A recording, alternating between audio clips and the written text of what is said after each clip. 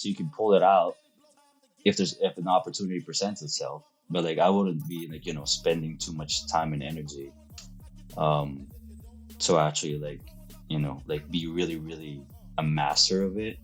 I just like, be dangerous enough to actually like know that specific tactic, but really master one craft and double down on it. And then everything else is like ancillary. It just happens. It just comes. That's so true. It just comes. That was so well said.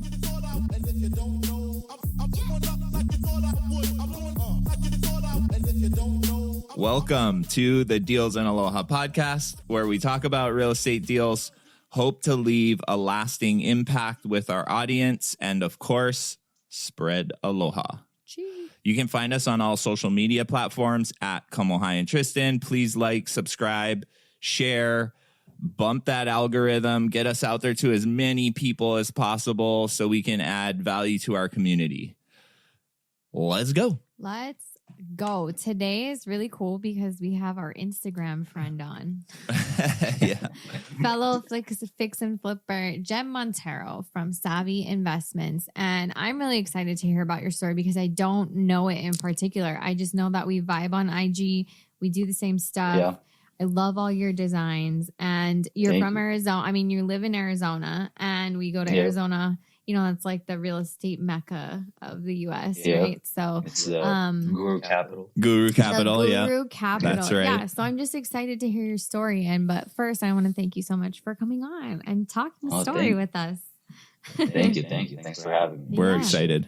So tell us a little bit about your backstory. I mean, I know that you were born and raised in the Philippines and you actually just came to the United States, specifically Arizona, when you were 21. And that in itself is amazing. I don't think a lot of people know this, but I'm very Filipino. Yeah. I'm assuming, You That's can't tell awesome. with my fair skin and my green eyes that I actually am, but my grandfather was born and raised in the Philippines, and his last name is Balagtas. That is my mother's maiden name. So she's like half, and me and my brother are quarter. So we weren't raised in that like culturally, but people don't believe me. Yeah. No, I can see it though.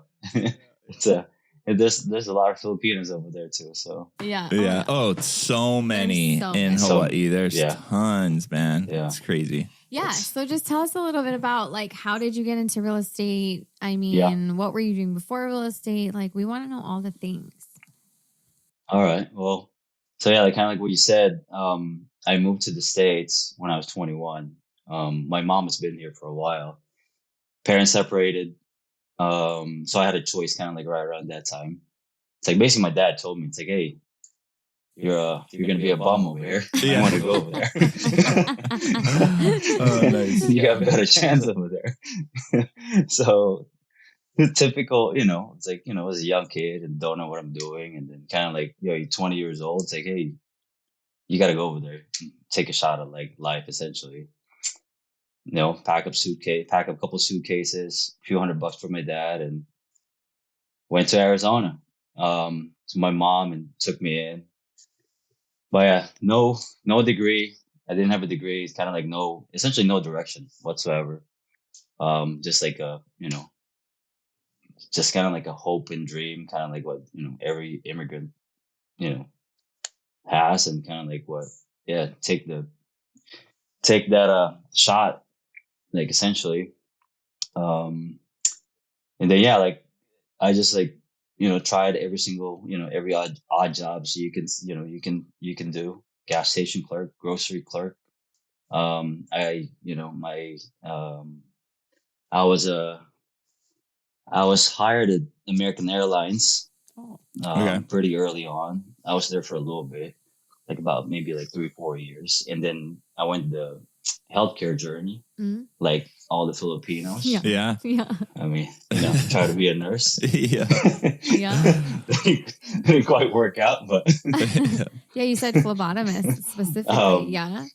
Phlebotomist. I did phlebotomy for a long time. Wow, crazy. Yeah. So you're not scared of blood then? It's or needles. The guy, drawing blood myself, like to somebody else, like no, but to myself, no, I can't do it. Yeah, I can't do it. So funny how that That's works classic. I have a hard time with it. Yeah. Yeah. But yeah, so I just like during those times, like I was just trying to find my way, kind of like what path, at the same time, kind of like, having fun over here, obviously enjoying adapting to a new culture and all this stuff. Then met my wife now, like, we've been married for like 10 years. We've been dating 15, 16, I don't really know, something like that, like mid 2000s. So went back to American Airlines after, like that medical, like, uh, medical kind of like pursuit. It didn't quite work out. So I kind of got traction, kind of climb up the ladder, W-2, corporate scene. My wife actually was working there at the same time. But when we got married, essentially the catalyst of chasing the journey of real estate investing is it's just like kind of like with everybody, I just kind of like, hey, there has to be something else, right? Like I don't want to live like this forever, like making a grand or two every 2 weeks. It's just doesn't seem right. Not enough. And then the Yeah. personal development, personal development just started going along with it. And then, like, I don't know how about you guys, like your journey wise, like, I mean, I think it all starts with like personal development, like at least, Well, I think it starts with like and a then, yearning. Sorry. I think it starts with like a yearning for more and being so dissatisfied with Right. your current situation, right? Like you're Right. busting your ass. And I think you said like when you had your daughter too, it was like even more of a reason to try and figure out a way where you can have more money, right? To provide for your family. Yeah. And it started with this like yearning for information that we didn't have. You know what I mean? Which leads into Right. like personal development. I think it's like you're sitting there and you're contemplating life, right? And you're like, dude, there has to be something else. Like this, Right. Yeah. this literally cannot be it. Like I remember like sitting there and looking in the future and I'm like, bro, this is not the life that I want. No. You know what I mean? And I think it's every entrepreneur kind of goes through that time period. And so, yeah, I can 100% relate. Yeah, me too. Okay, so you started this like avenue of personal development and like reading books and listening to podcasts. And then like what happened next? So that, like, during it, like, there's about 2-3 year period that I was kind of like trying to, hustle at the same time. It's like I actually started selling shoes. It's like sneakers. So it's like I bought my first house. It's like I bought a Yeezy Red Octobers in 2014. And then I bought my first house, FHA loan. Basically, I bought it for $250, sold it for $5,000. I bought my first house. But like I didn't mean to like do it, that whole process, but like that whole thing, after a couple of years, I sold that house and I was able to kind of start my real estate investing journey. So yeah, during that time, just trying to figure it out, like literally, podcasts, books, going to meetups, like going to a ton of meetups, like as much as I can. Like, even though I hate them, I hate meetups. Yeah. Why do you hate meetups? It's so exhausting. Yo, bro. So you're an introvert. It's like you're an introvert. I'm That's so what it yeah. is. Like I'm an introvert, and then it's like if I know you, I start talking to you. Like, right. Hey, I'll spend like hours with you. But like if I'm like, hey, yeah, having to, but like, like it's like. Drains you. So I can relate to you in a lot of ways when it comes to meetups. I actually enjoy going to them. I enjoy talking to people. I think they're monumental, pivotal, whatever you want to say, Right. in the real estate industry. And if you want to be a part of the community. But after I leave them, the next day, I'm super drained. I'm super, super tired. So I feel like I'm in the middle of the spectrum because I'm not like totally introverted where I'm like just want to be alone all the time, but I'm not extremely extroverted where I could talk to a rock. Whereas this guy is extremely extroverted and can talk to a rock. So, I get energy from those kinds of things. Like I'll go to them and have those conversations. And when I leave, I'm like energized, ready to go. But I think it's just like everybody, you know, she's definitely more of an introvert. I think I get intermittent energy from meetups. Yeah. But I mean, you were hustling though, because you still had to figure out how to put food on the table while you were were doing this real estate exploration, right?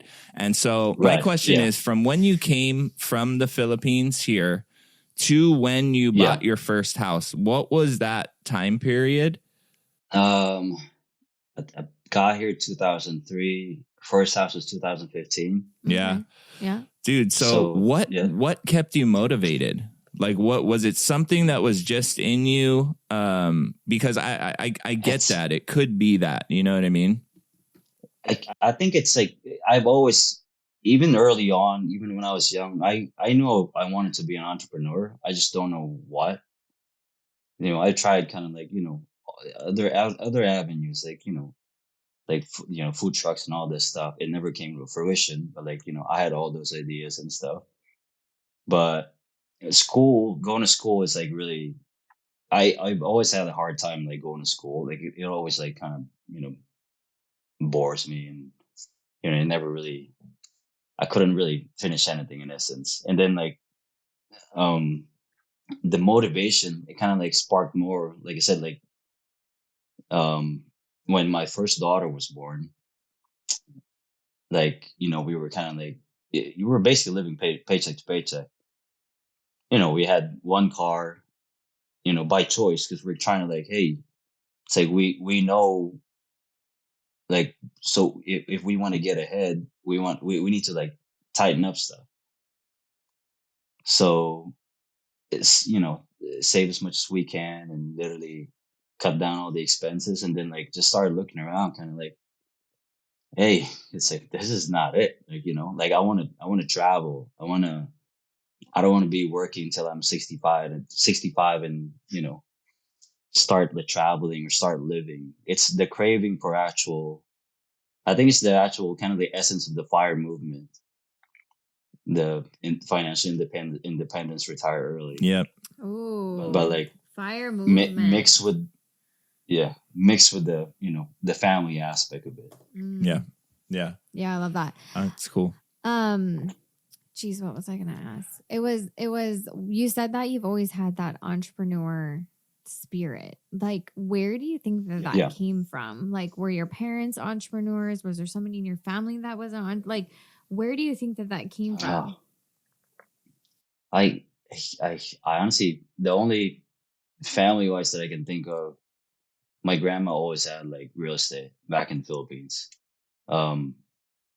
She used to have, she owned like a bunch of apartments, and then just growing up, like I used to like see her like basically like helping, or was able to help anybody and everybody. And she never really had a job. She just has all this real estate. And even up to this day, she's been gone for a while now. It just goes to like to her kids, you know, like, right. It passes on to the next generation. So you saw the power of real estate from a young age through your grandmother. Dude, I can relate to your story so much. It's insane because it was the same thing for me. I saw the power of real estate through my grandparents and my grandmother, because my great grandfather, was it my great grandfather or my great grandfather? Anyway, he owned a ton of real estate, and I saw what it did for his family here in Hawaii, where he was able to help his children. So like my grandma and her sisters and her brother Yeah. obtain housing and like live there and get their foot in the door. And then like I saw Right. how he was Yeah. able to utilize real estate and sell it off and like create more wealth for their family. So like, yeah, I can relate to you in so Yeah. many ways.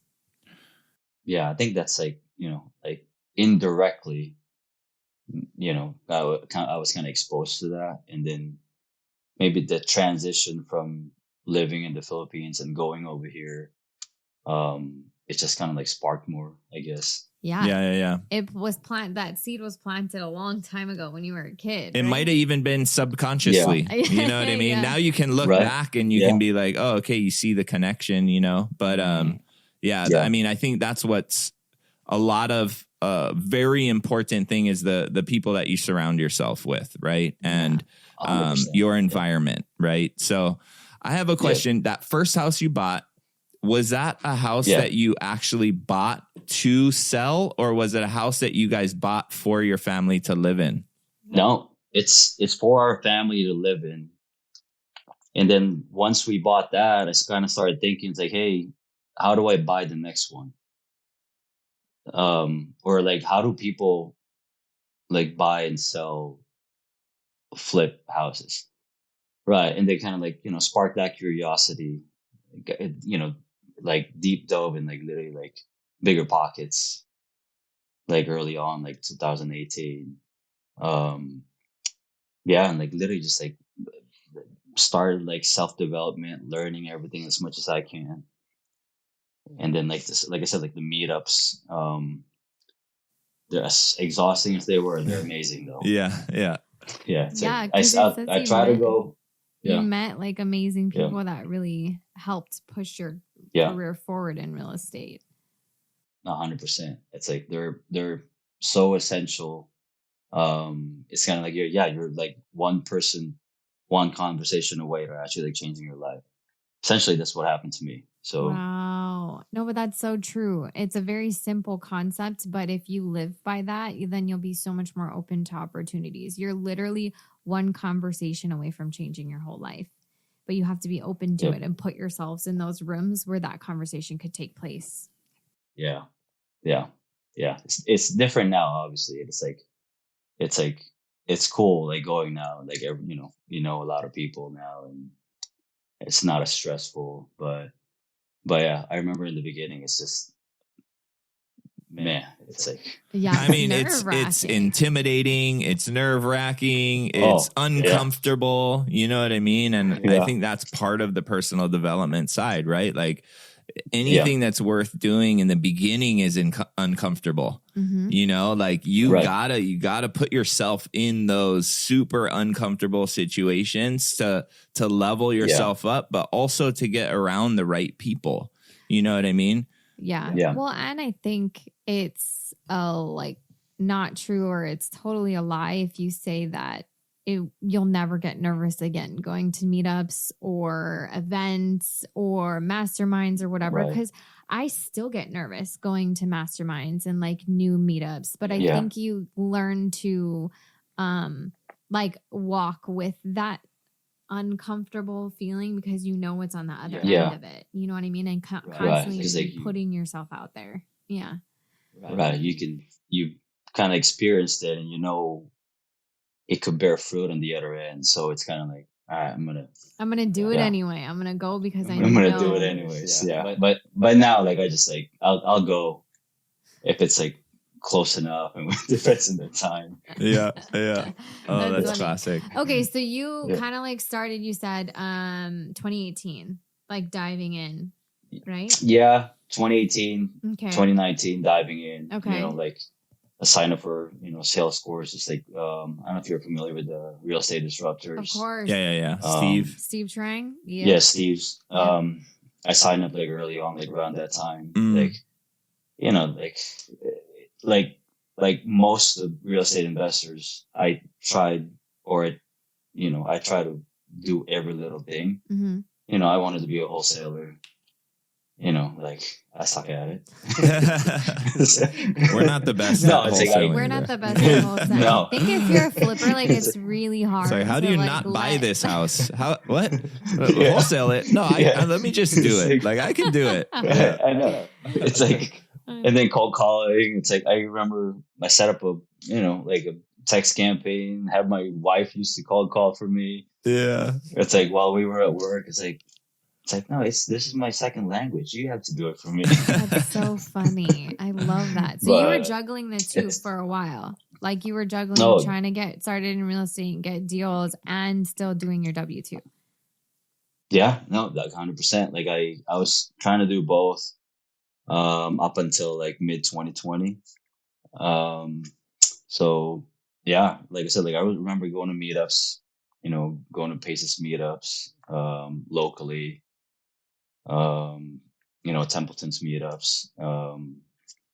It's but like those courses, those meetups, um, not that I didn't, I didn't implement or didn't become like juggernaut like wholesaler, but like everybody that I met from that time to from now, fast forward, it's like a bunch of them are all successful now. Like it helped pretty much like kind of establish like myself in the actual industry in a sense. Yeah, totally. Totally. So So when did you decide to go all into real estate and why? Because some people don't want it to be this full-time career. They just want to do it as like yeah, a side thing, flip a couple houses while maintaining their W-2. And then there's people like us that want all in, eat, breathe, sleep real estate, right? And we make it a full-time thing. So like, when did you decide to make it your full-time thing? And why? so mid 2020, COVID happened. Actually, like a few months before, Templeton. Yep. You guys know Yep. Templeton. Like Yep, Temp yep. and I linked up like before 2020. We were kind of like like chatting. I actually hit him up like, hey, I don't need coaching. I have a little bit of money. It's like I'll do as much as I can. I know this is not much, but dude, I'll cook breakfast for you. Like, just like let me, like, just let me be in this world. Wow. Yep. Totally. I love that. So it's literally just what I kind of like forced myself in there, and then provided and created as much value as I can. And then when the opportunity came mid 2020, I took a package like from American Airlines. I just like took the leap. Like I knew I was ready, but I didn't have the experience. But Templeton gave me that confidence to kind of like, hey, there's nothing certain over here, but you know what you're doing. You just need confidence. So yeah, that's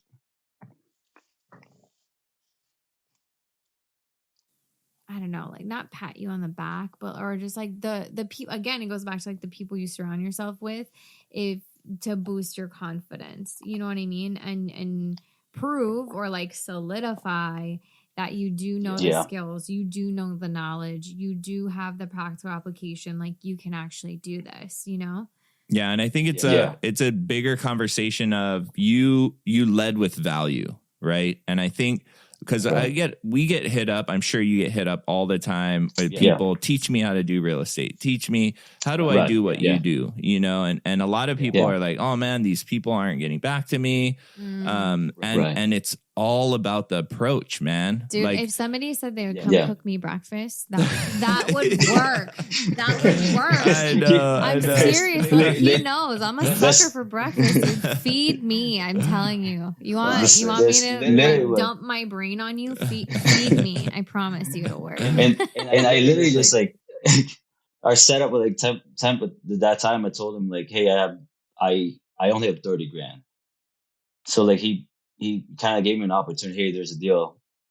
You need 40 grand, and we can be partners on this. Like, I was just like literally just like he was just like taking my money, and like I was just observing in essence. Yeah, totally. But he was like gracious enough to actually like split, basically like split the profits. Wow. And then wow. I got really good basically getting deals like during that process. Mm-hmm.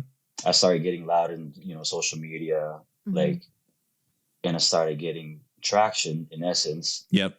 But like leading with value, it's like I literally just said yes to like everything. Like Temp would say like, "Oh, there's a deal." I literally didn't have money. I was like, "Oh yeah, let's do it." Yeah. And then I just like, and then as soon as I hang up, it's like, shoot, I don't have money. Yeah. I gotta figure it out. Yeah, figure it out. Oh my god. That's unreal. It's like, but yeah, leading with value is like it's leading and like trying to provide as much value as you can. Like you said, getting hit up with like, with questions, and I kind of like told Temp a while ago too, like, hey, like if I had asked him to like teach me how to comp as opposed to like, hey, I'm gonna do everything in my power, whatever you need, it would have been a different outcome. Right. Yeah. Totally. Yeah. So you went all into real estate in 2020, and it's just been a super smooth, amazing, profitable last 4 years, right? Yeah. Yes. Until June 2022 happened. Oh my gosh. Oh, man. Well, we'll dig into all of that stuff, but like, was it fix and flip what you always wanted to do? Because I see you on social media. I see you're doing that. How did you decide that's the strategy for you? So I wanted to be a wholesaler because like it's a quick, it's like easy barrier of entry to actually get into, but it's easier, said and done. Right. And then there was a deal that I found, like Temp and I were partners on it, and I was the one who actually like basically like flipped the whole thing, like design help with another friend. But I like the fix and flip designing and changing, like giving back the history and it's more fulfilling. We can relate 100%. It's the transformation. It's a lot riskier, but yeah, it is. It's a lot riskier, but there is something about the restoration, about the transformation, about paying homage to what was previously there, but modernizing it for a today family, and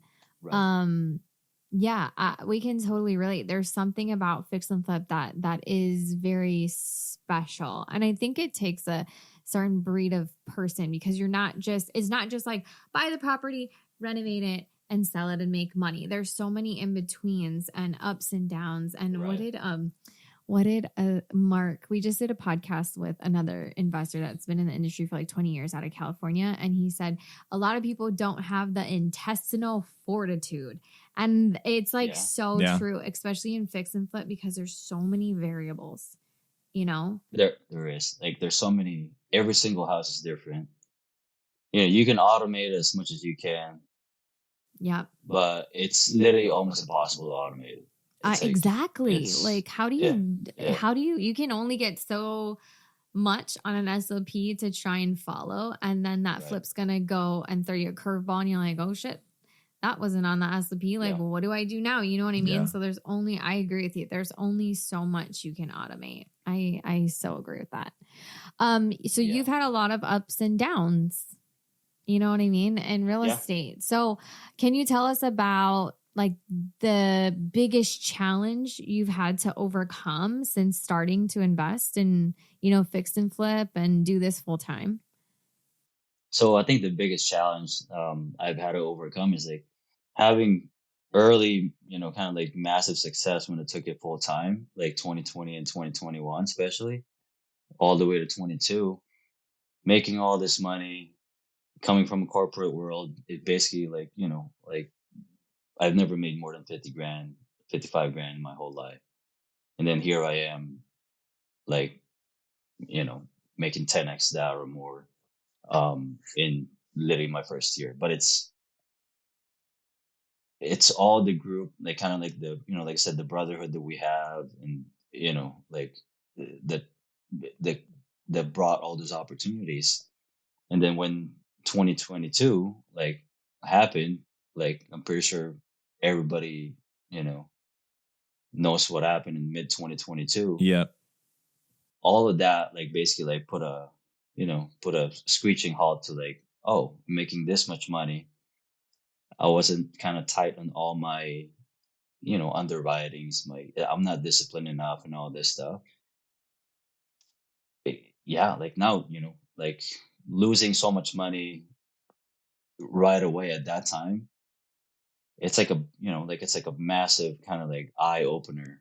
It's a Yeah. gut. It's Kinda a like, hey, sucker punch. It's actually like a yeah, freaking roundhouse freaking kick to your face, right? For like a lot of people, yeah, and a lot of people went under during that time. And right. for people that don't know, what happened in 2022 for us real estate investors? I mean, we went from interest rates at an all-time low Yes. to like Right. the fastest rise in interest rates that we've ever seen. Yeah. Right? Like we've seen higher interest rates than there are today historically. Oh yeah. But way higher. we were like sub 2%, sub 3%, Right. up to, you know what I mean? Now we're sitting at like 7. So what that did is it shocked the real estate market, and like buyers that they just fled. They just stopped buying, and then therefore Yeah. it like plummeted values. And it was very drastic Right. in other parts of the country, Arizona specifically, right? Like in Hawaii, we trying to trail behind. And so like our values don't really go like drop, but Yeah. but buyers stop buying for sure. So yeah. Right.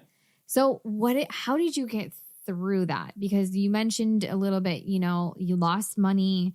Like Yeah. how did you get through that? Because a lot of people got taken out during that time. Yeah. So you like early, you can kind of, I think it like attributed like early on, kind of like, being familiar with your market, seeing your surroundings. You can kind of see the writings on the wall, like, oh, this is going to change. So when that happened, immediately it's like, hey, we gotta get rid of everything that we have.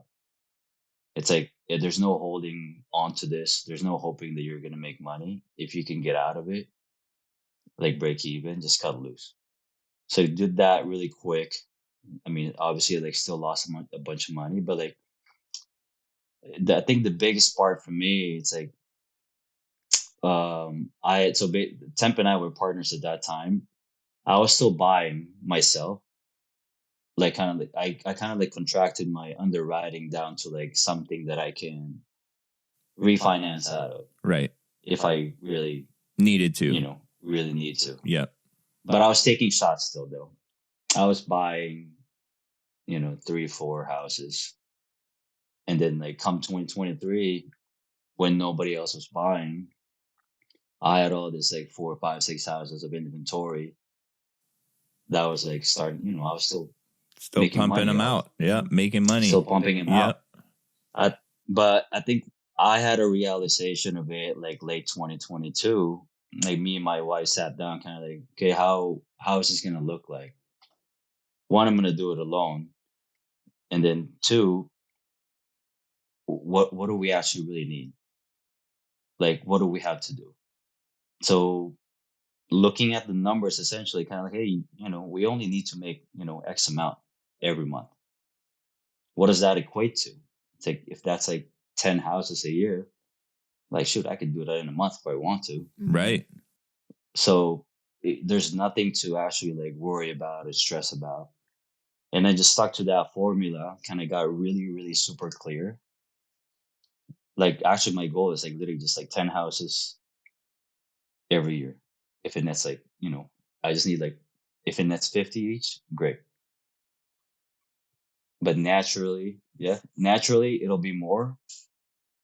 But I don't stress about anything else. Like I just like if I want to shut it off by June, mid-year, every year, I'll shut it off. Love that. Dude, I love that too, because I think every investor, specifically a fix and flip investor, has to get crystal clear on that. I know we had to. Right. We had to figure out, when is it too much? Like, when is the stress of having all these active projects just too much, and then it's taking away your peace, right? Because that's not why we got into fix and flip. We got into fix and flip to generate wealth so we can buy rentals, so we can have more peace. You know what I mean? So it's like, exactly. Yeah. So it's like everybody has to figure that out, because there is a point where you will get over leveraged. You will get over, you're spread too thin, and then mistakes start happening. And when mistakes start happening in your projects, that's when you start losing money, right? Because you're losing control. And I think we found our sweet spot where it's between like 20 and 30. And, you know, that jump from 20 to 30 depends on how the 20 are doing, you know what I mean? And the size of the project. Yeah. And another thing we figured out is like, I only want to be doing like 5 or 6 projects at a time. I don't want to be doing 10 to 12 projects at a time.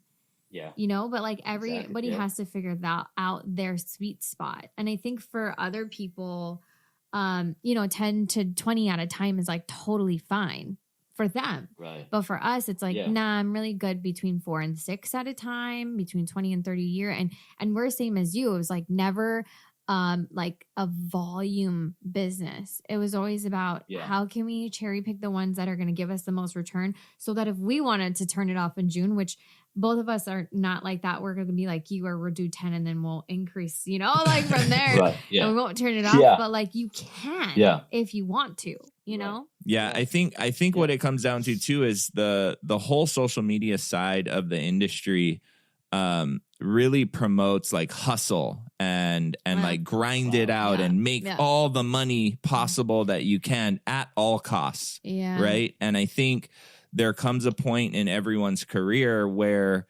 like, okay, we got into real estate so we could make some money. Like we needed to crawl out of a place. We wanted more. But at some certain point, something has to change if you're going to be happy at what you're doing, and you're going to really have that time freedom, right? And you realize and sat down and you're like, okay, this is what I want. This is what I want my life to look like. This is what I have to do to get there. I don't have to do 100 houses a year, nor do I want to, right? And I think that we went through that as well. And I mean, I love that, dude. Yeah, so much. It's it's like the actual getting clarity, kind of like what you want, as opposed to like kind of like what, you know, what society tells you what you should be doing. You know, it's like I kind of I told somebody this the other day. It's like I'm not content. I'm just like really clear. Love that. Of what I want. Yeah. You know, it's like do I want a Ferrari? Sure, I want a Ferrari. Like I want a couple of Rolexes. Like but I know how to get there if I really want to. But I also know myself. I'd rather be in Hawaii for, you know, 2-3 times a year, and you know, and live good. Like I don't, and be with my, you know, be with my kids. There, you know, there's a certain time and place, you know, for like essentially everything. You know, or you know, you guys have young kids as well, and I'm not willing to trade that pickup in school and take them to school, like at least at this point. So I think that's like super important, I think, in my opinion too. We're super aligned with you. I think that there's different seasons of like hustle more, and then there's different seasons of this is my priority. And I think that all 3 of us are in that season of we can't get our time back with our kids. Like they're only these types of ages and in these developmental stages once, and you can't get that time back. And so for us, it's not sacrifice and success at all costs right now. It's just not. It's just not. And it's ironic because like now is a pivotal time with our kids, and our TV show just came out, and like we want to do all these things, but still it's the power of saying, well, that's not in alignment, or that's not going to work right now, because it's just not, you know. And our kids are the most important thing. And a lot of people get into real estate because they want more money, and then what they realize is they don't want more money, they want more time. And why do they want more time? It's to be with their family. And then they get into this, let's be real, like fix and flip can be a hamster wheel for a lot of investors if they don't know how to, you know, if they don't know how to allocate their money and create passive income for themselves. And so they end up having no time. They end up still feeling stressed about money and not having the freedom to be with their family like they got, like they were after, you know what I mean? So, I mean, I think that's important for people to sit back and really evaluate, you know? Yeah. I totally agree. It's like, it's I think like it's like, like you guys said, it's like in the beginning we all have to say yes to like everything, even like sitting down with your family and friends, like, hey, I'm gonna do this for like X amount of years. I'm gonna sacrifice a bunch of things. But when you get to a certain point, it's like it's up. You got to look at yourself in the mirror, kind of like, hey, do I really want to go past this, or am I happy? It's like, if I'm happy, like that's, now it's just a choice. If I really want to chase something, if I want to add another house. Yeah. Right. Yeah. Well, success looks different to everybody. Totally. You know, so just it goes back to that whole, and I can only imagine too in Arizona, I mean, on social media, but specifically because you're in such a dense population of highly successful and large real estate operations and investors, that like shiny object syndrome is real, right? Or like you want to do what everyone else is doing, you know what I mean? But instead it takes a lot of discipline, and I think knowing yourself to be like, I don't need to chase that. This is what success looks like for me, and really getting crystal clear on that. Yeah, I think that's the in the especially for like beginners, like there's so much stuff out there. It's like so vast of like options and opportunities. There's so many ways, to invest in real estate. But you have to kind of like pick a niche. Not saying that you shouldn't know all this like tools. You should have all these tools in your tool belt so you can pull it out if an opportunity presents itself. But like I wouldn't be like, spending too much time and energy um so actually like, like be really, really a master of it. I just like, be be dangerous enough to actually like know that specific tactic, but really master one craft and double down on it. And then everything else is like ancillary. It just happens. It just comes. That's so true. It just comes. That was so well said. Yeah. That was so well said. Yeah. So, I mean, we kind of talked about your biggest challenge, right? It was pretty much 2022 and then having to reevaluate and rebuild. But what has been your biggest triumph or your biggest success so far in your journey? Biggest success, I think it's like going back, like I can pick and choose like the time and amount of work that I can or I want to do, and then I can be with my kids. I'm super boring. It's like literally I just like hang out with my kids all the time. I mean, same. It's us, and we don't drink. We literally don't go out. Like we do nothing. Yeah. We just work, and then we hang out with our family. That's it. I know. It's like literally. I think that's my so far that's my biggest like achievement. Nothing with the not even like with the amount of flips that I've done, or real estate that I own, because like I know kind of where I'm at career wise. I can keep doing this for forever as much as I want to. So, but yeah, big time. It's it's hard to explain, but it's like more the I know it's still a high paying job in essence. I have to work to actually like generate the that money, but I can control it.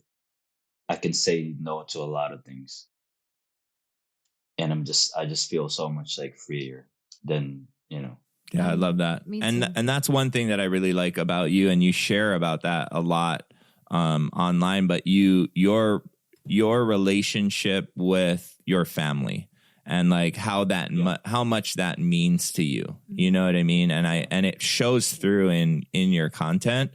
And like, dude, what is that? How do you find that balance? Is there an answer to that, or did we just kind of talk about it with like really pulling the business back and being like, hey, sit down, super clear with what we want. This is the amount of deals we need to do to get to the certain lifestyle we want. That's kind of what it is. Or is it like boundaries where you're like, I'm not going to work past this time, or these are non-negotiables for me? See, I don't even have that. I mean, I'm guilty of it because like I also own another business. I have uh, another tile and flooring business. So like I'm kind of like always on my phone, but there's certain things that I kind of like I just like I think it's like prioritizing kind of like your family. Yeah. Or kind of what's it at least for us it's like a family, right? But it's like it's obviously different for other people. It's prioritizing those important things, and literally just like pouring your energy on those important things. And I think it's just like naturally just like naturally just don't get invited to anything. yeah. People, nobody's gonna invite you to go out. That's classic. That is so funny. That's so funny. But true. I know it is true. But it's because I know but I think that's I know for us, and like just speaking about you, it's like it was really important, and it is really important for you to take the kids to school, for 3 days a week. I'm the other 2.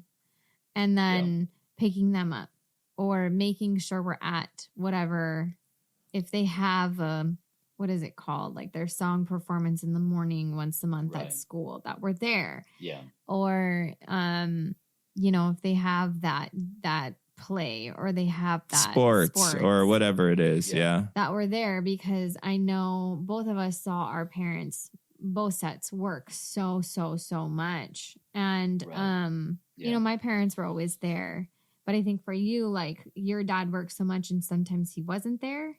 All the time. You know what I mean? My dad was the one where he literally was gone when we woke up for school, and then I was sleeping by the time he got home, and he just worked. But like looking back on it, I realized that he was doing the best he could to provide for our family. You know what I mean? I think in the end, we unlocked like the secret key in real estate, where what we've been talking about this whole time, where we can make a lot of money, right? But we can also control that time piece. That's like the biggest difference for us. Like I can wake up in the morning and take my kids to school. I can coach their sports if I want to, right? I can be there at all of those things that for me, when I was growing up, I didn't have, but I really, really wished I did have. Right. And so now we're able to do that for our families. So it's unreal. Yeah, no, it's such a blessing. So I kind of want to get into, like what your team and your business looks like right now. So my team is basically me and my wife. Hey, love that. Right here.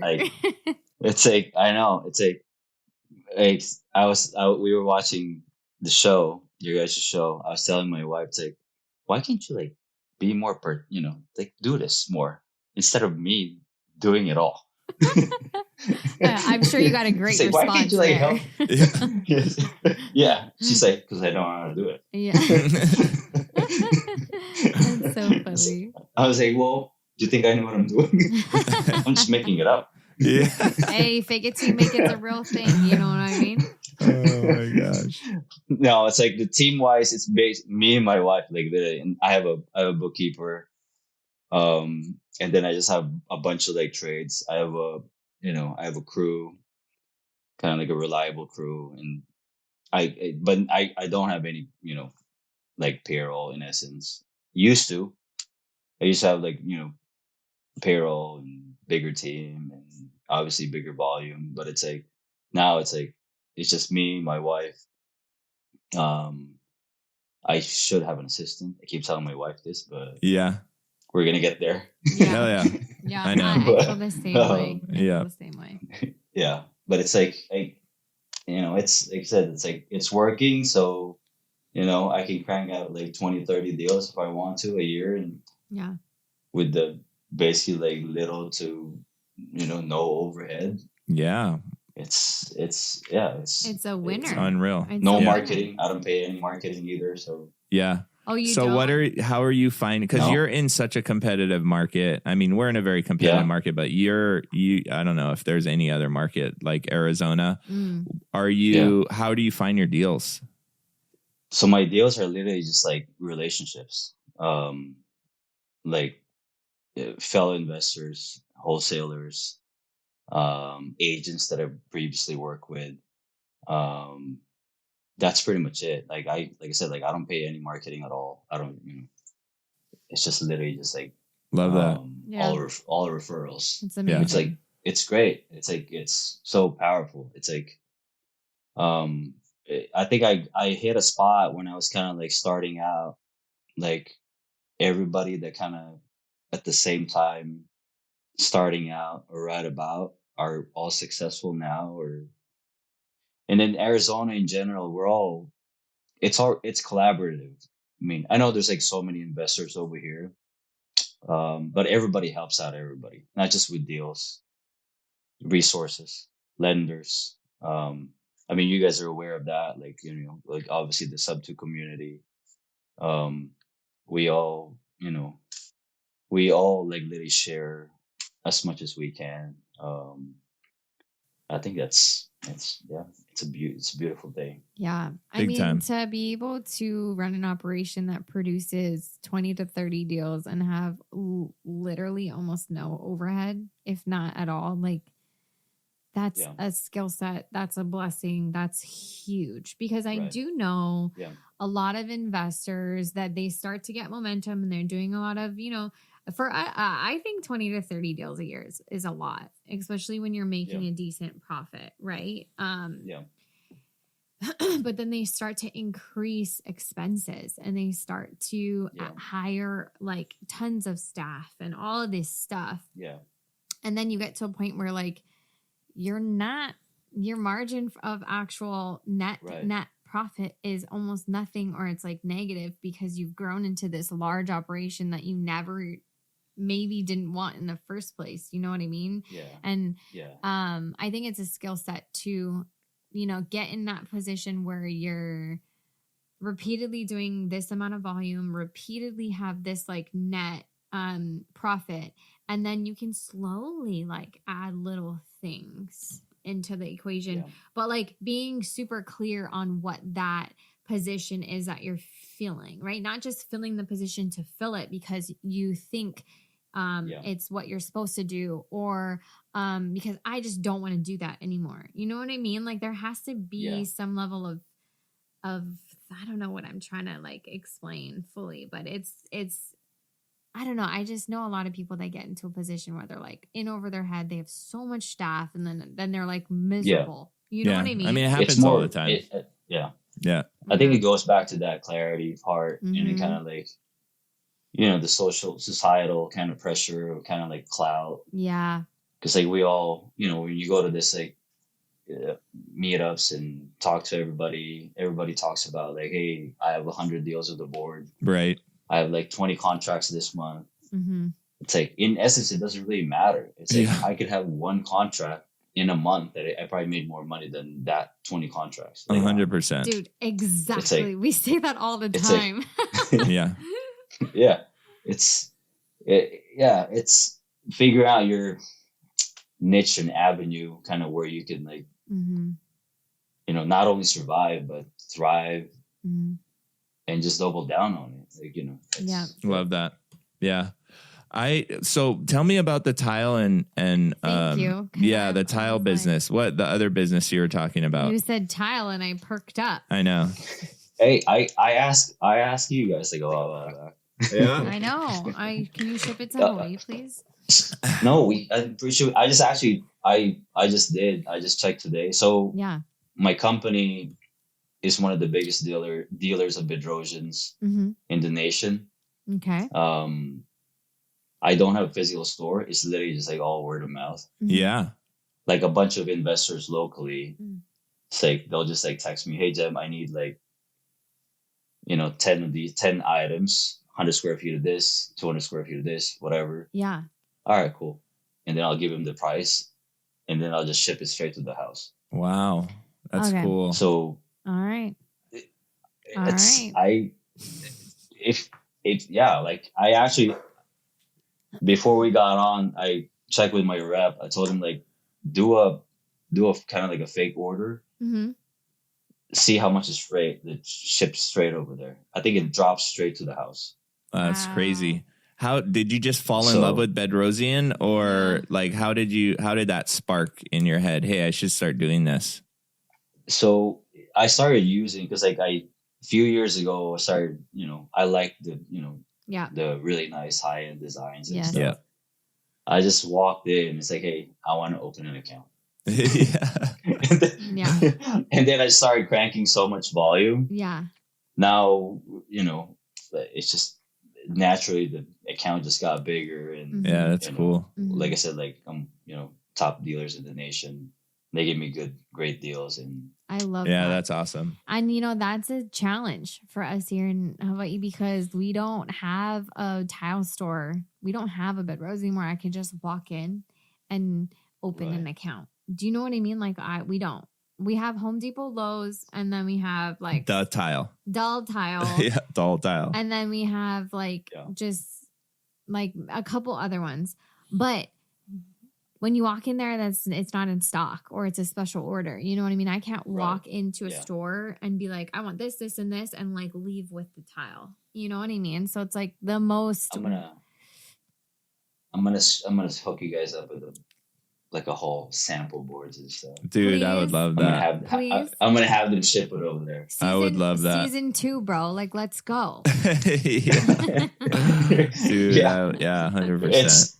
I know. I was gonna ask you guys. It's like logistically, it has to be like tough. Like I know you can still buy from the mainland, but if you really want to, but you have to like wait for it to get there. Yeah. It's really, really, really challenging. It's a logistical nightmare, honestly. But I mean, it just means like if we're in these houses for 4 months, the tile has to get ordered right away. Like literally, design has to come up. She has to come up with the design like immediately.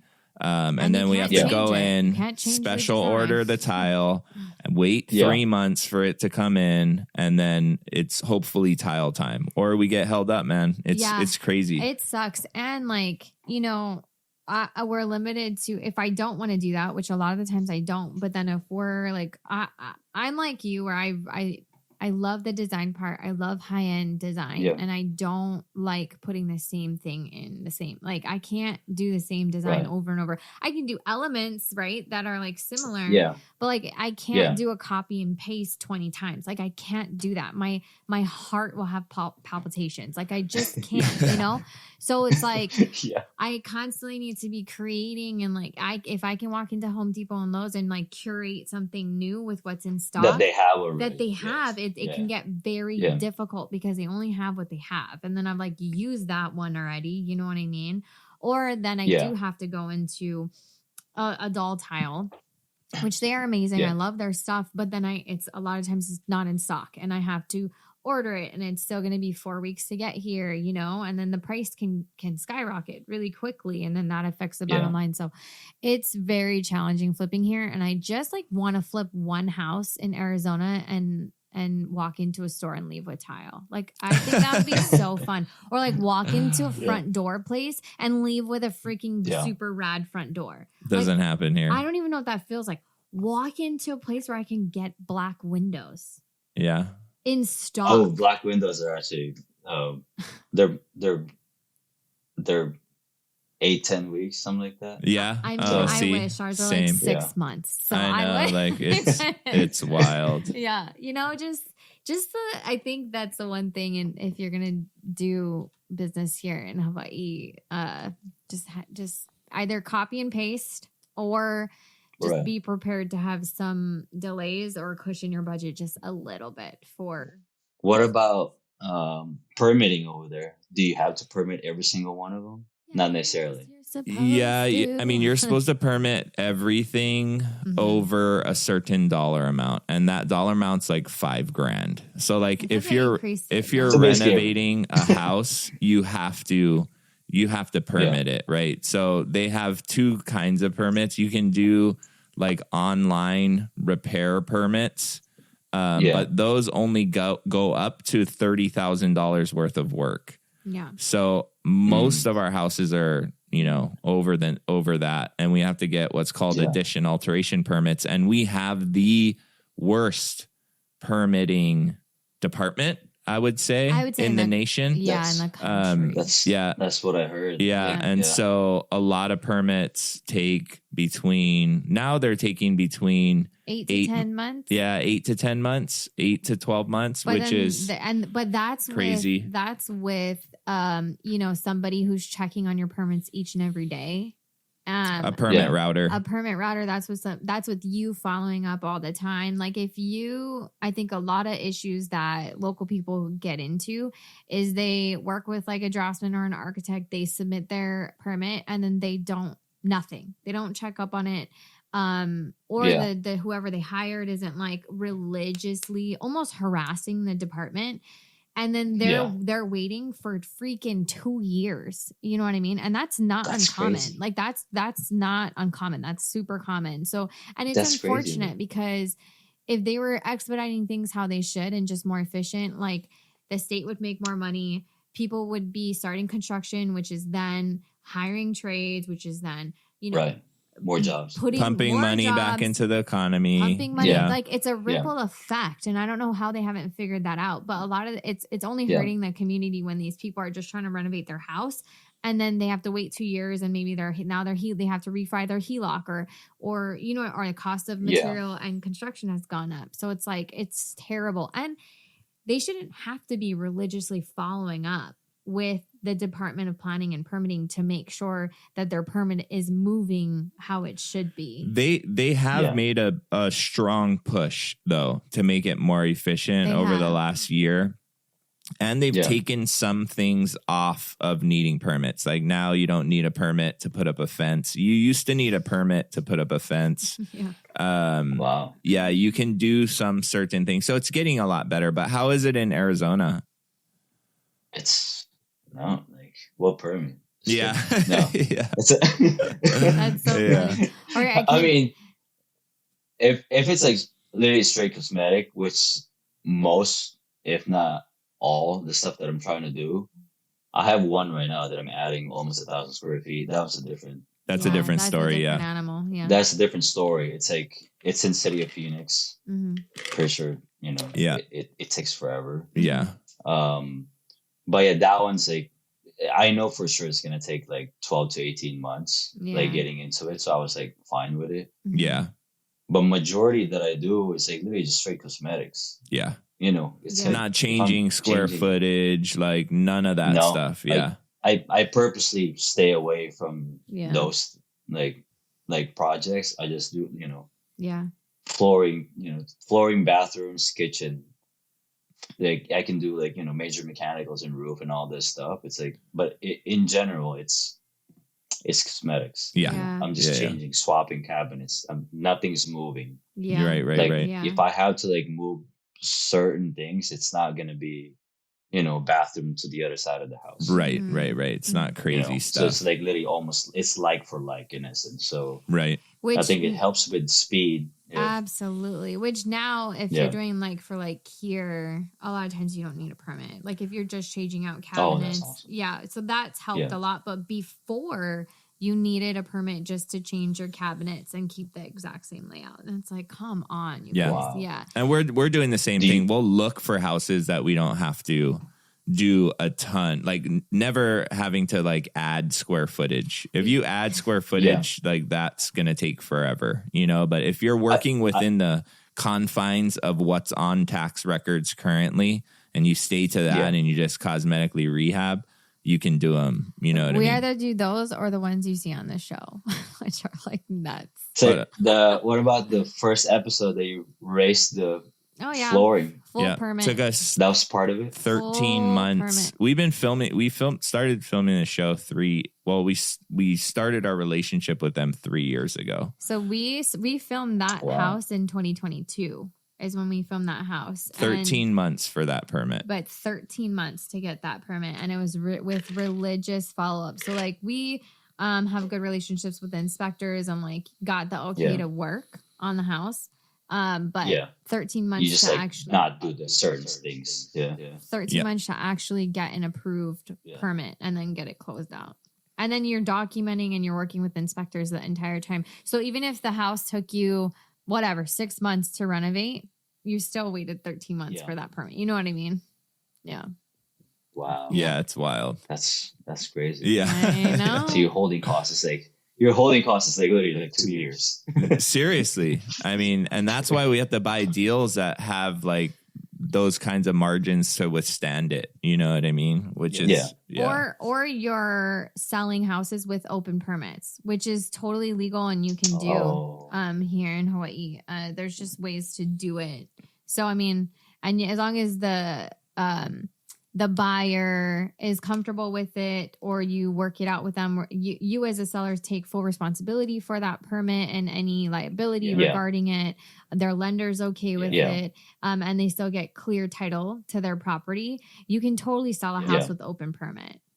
And then you just see the permit to fruition. So you get it closed out.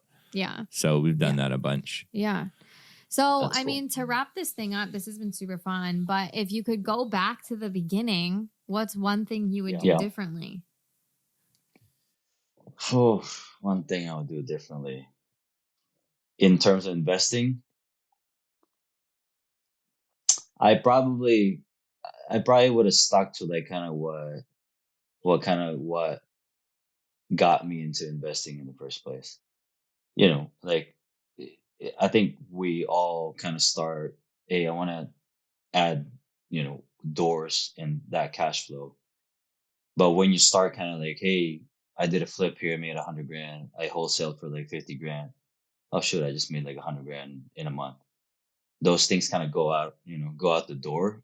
The discipline on kind of why you actually started. It's like I think that's the part that I kind of like, oh shoot, I probably shouldn't have sold that. I probably should have kept it. But in terms of like, I think those are the only things. But I honestly don't want, like it doesn't matter if I went through like hardships on, learning, like the losing a lot of money, getting back my feet, and kind of like literally just like, being super clear. I think it's like it's necessary to go. It's a necessary experience to navigate those like turbulent I would say like turbulent kind of like moments. I agree. That's You'll where the learn from it. character is built, honestly. And if you can withstand those challenges, like you'll be able to overcome most of whatever comes your way in the future. I think something so important for entrepreneurs is just being able to weather those storms. I think we get a false sense of that this stuff is easy. Like social media tells us, like you're going to get into it, you're going to make a ton of money, it's going to be great. But like we know a lot of people that have been in the industry for a really long time. We're in masterminds, right? And I talk to everyone I can, right? And these old timers, most of them have got it, lost it, got it, lost it. Like, lost money, made money. But you know what?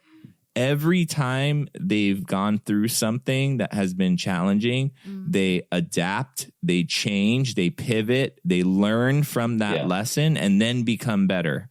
You know what I mean? And every time the struggle comes, it's a little less hit, right? Like, and they just keep getting better, keep getting better. And that's literally what it is. So like all of our experiences we go through only let us become better if we learn from them, right? And so, I get it, 100%. I love that. Okay, last question is, what impact do you hope to leave with the audience? Impact. If I could leave like anything, I would say, like being clear, like clarity, kind of like your goals and kind of like the lifestyle that you want to live and achieve, and not to chase that magical carrot just to chase it. Yeah. It's like, it'd be really clear. Like I said, like my life, our lives will never be the same. Everybody's chapter is like different. It's like, just be clear in what chapter where you're at and where you want to be, and you'll like live like a way better life as an entrepreneur, as an actual investor. Yeah. Love that, man. I do love that. That's so good. Know what chapter you're on, and then like know what the end chapter is. Yep. You don't have to, and enjoy each chapter. You don't have to race through each 100%. Line. You know? Yeah. Like I said, it's. I think it's cool. Not be here. Yeah. No, there's no right way, right? And everyone has their own path. I think that's what it comes down to. And like, the sooner you can get very clear with what that path looks like, the happier you'll be. Totally. You know what I mean? 100%. Yeah. I lied. I have one more question. Do you have any like tips for beginner flippers? That like practical tips for any fix and flipper or beginner fix and flipper? Practical tips. I know as much as we like design, don't over design. Yeah, big time. I've done it. It's cool, but it's like you kind of like stick to a certain formula that works within your actual market. If that's a white shaker with a Subway backsplash and a white countertop, don't overthink it. There's a time and place for really, good designs, high designs.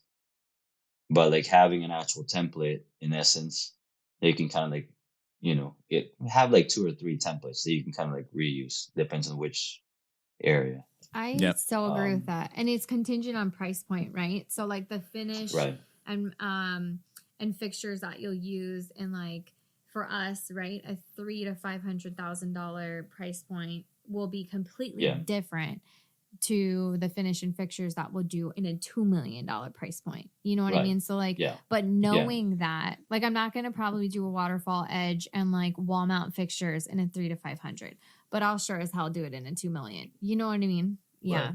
I think that's so important. And then kind of having, even go to kind of like, like, I don't know, like go to brands that actually works across the board, go to kind of like designs. And then I think making, not necessarily like quick decisions, but more confident decisions on anything during the process, not only speeds up the whole entire, process in itself, but it's like, it saves you a lot of time and headache. So yeah, I agree. And making sure that all your stuff works together and doesn't contrast, I think is important. Like put it all together and make sure it comes with experience with and time and reps. Yeah. Absolutely. Yeah, big time. And then like I think keeping up on trends, so that you know, people do want to see the stuff that is interesting or that they see online, so that you can be keeping up with the trends. I think that's important. Thank you so much. This was fun. Yeah, where can people find you, Jem? Really appreciate it. I'm on Instagram at jem.montero. I'm on Facebook. You can add me on it. So there we go. At Jem Montero. The next time we come up to Arizona, we have to hang out. Yes. And if you come to Oahu, you have to hang out with us, bro. I was actually telling my wife, it's like, I want to go to Disney Aulani. We've never been to Oahu. Yes, go to Aulani. Yeah, go to Aulani. It's sick over there. Well, the kids would just love it. The kids would big love it. time. Yeah. And we'll hang out. We've been loving going to Maui. Like we've been going to Maui for a while now. Yeah, Maui's unreal. Like, literally, like we've been to Maui like a bunch of times in Kauai, but like one island we've never been to. It's like Oahu. Yeah. Well, we're the most populated, like hustle and bustle island, I think. Yeah, but Aulani's really cool. Aulani, the kids will absolutely love it. You don't, necessarily even have to leave when you go there, but you don't. We will pull you guys out. Yeah. And you can come hang out with us. We're on the other side of the island, but we look forward to it, man. Yeah. Oh, let's do it. Yeah. All right, everybody. Awesome. Peace out. Peace.